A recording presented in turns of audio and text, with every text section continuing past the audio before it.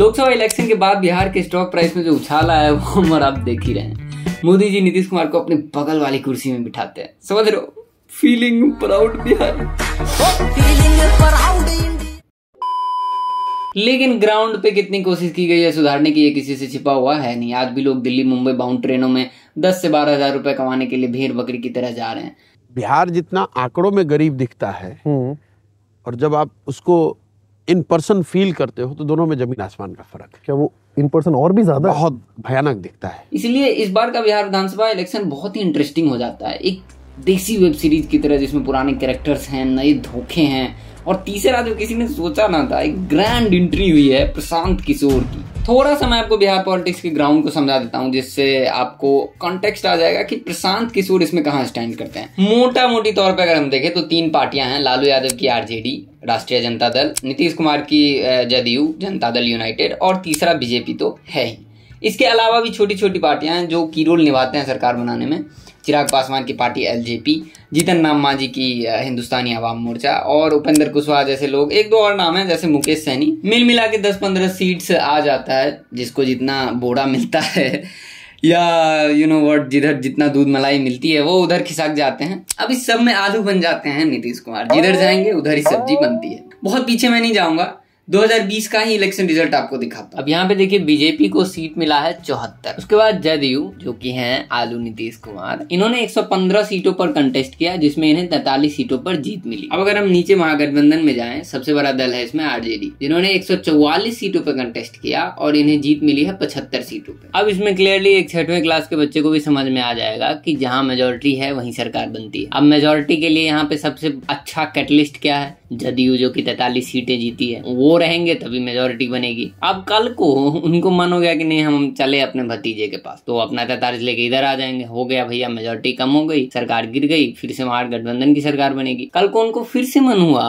कि नहीं हमको मोदी जी के पास वापस जाना है, वो फिर से आ जाएंगे एनडीए में, फिर सरकार गिरेगी, फिर एनडीए की सरकार बनेगी। बंद करो हाथ जोड़ के, मैं मोदी साहब से गुजारिश करता हूँ। देश के जो भी युवा हैं और स्पेशली बिहार के, उनको नीतीश कुमार से बड़ा सोर्स ऑफ इंस्पिरेशन नहीं मिलेगा। अपनी पोजीशन को बचाने के लिए आप जिस हद तक जा सकते हैं जाइए, बिल्कुल जाइए, कुर्सी नहीं छोड़नी है आपको। अब यहीं पर एक अपॉर्चुनिटी आती है थर्ड ऑप्शन की, कि चलो बीजेपी सपोर्टर भी सोचती है इतने सालों से तो कुछ कर नहीं पा रहे, ऐसा ही आरजेडी के साथ है। नीतीश कुमार को वोट देने वाले सोचते हैं कि हमारा भी तो कुछ भला करो भाई, और यहीं पर आता है दियोनंदी मसीहा। कोरोना के दौरान जब पूरे बिहार की जनता त्राहि त्राहि कर रही थी, बच्चे रोडों पर घूम रहे थे, कोई पूछने वाला नहीं था, बिहार पूरे भारत में हंसी का पात्र बना हुआ था। बिहार अगर 9 बरस में मोदी जी ने बिहार के विकास के लिए एक बैठक किया है तो कल से भाजपा का झंडा लेकर हम खड़ा हो जाए।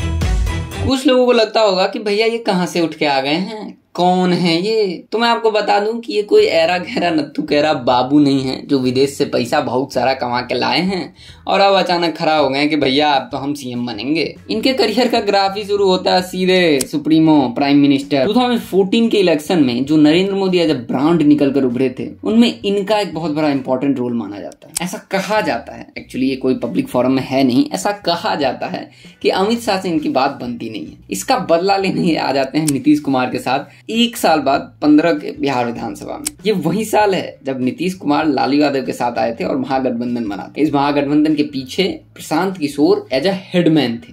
और ऑब्जर्व करने वाली बात यह है कि 14 के मोदी वेव की 1 साल बाद की ही बात है। फिर यहाँ से इनका इंपॉर्टेंस एक अलग ही लेवल पर चला जाता है। Prashant Kishor AKA political strategist, the architect of campaigns. अब कुछ लोग कह रहे हैं कि भैया 25 में तो नहीं, लेकिन 29 में कुछ हो सकता है। मंदिर भी जाते हैं, इफ्तार खाने भी जाते हैं।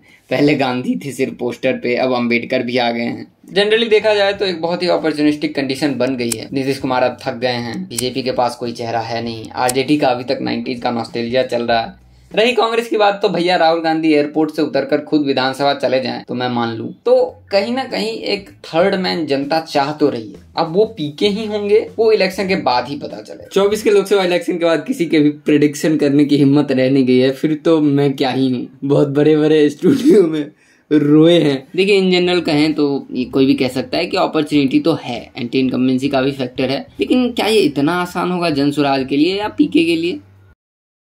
नहीं, ऐसा नहीं है, इतना आसान नहीं होगा। जदयू के नेता केसी त्यागी का कहना है कि बिहार में उनके लिए कोई पॉलिटिकल स्पेस नहीं है। पॉलिटिकल स्पेस कहने का मतलब है कि आप जो भी मुद्दे लेके आ रहे हैं उसके लिए ऑलरेडी कोई नेता है, उसके लिए ऑलरेडी कोई पार्टी है। बिहार में नया मोर्चा, नए सवालों के लिए कोई स्कोप नहीं। वहाँ पॉलिटिक्स भी और आइडियोलॉजी भी पोलराइज्ड हो चुकी है। एक एनडीए है और एक लालू प्लस है। किन वर्गों की रहनुमाई करेंगे? वो क्या सामाजिक न्याय के लिए लड़ रहे हैं? There is no scope.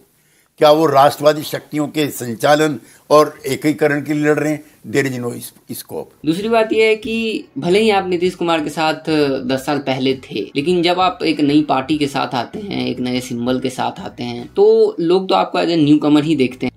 अब देखिए पीके बिहार में अपना आप मूवमेंट लाएंगे या नहीं, या नीतीश कुमार फिर से पलटी मारेंगे, या नहीं तो लास्ट में बिहार की जनता तो यही बोलेगी कि भाई सब ट्राई कर लिया, अब तो एआई सीएम चाहिए मेरे को। अब एआई ही संभालेगा बिहार को।